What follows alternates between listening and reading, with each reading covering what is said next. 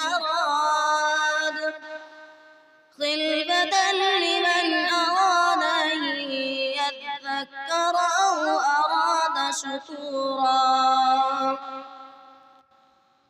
وعباد الرحمن الذين يمشون على الأرض هونا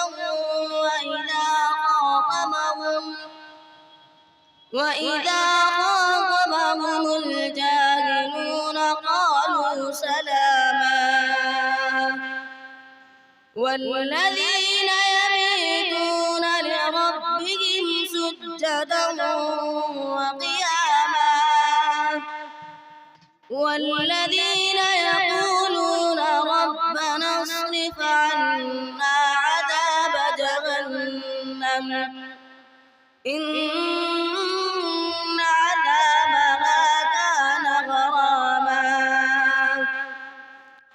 إنها ساءت مستقرا ومقاما. والذين إذا أنفقوا لم يسرفوا ولم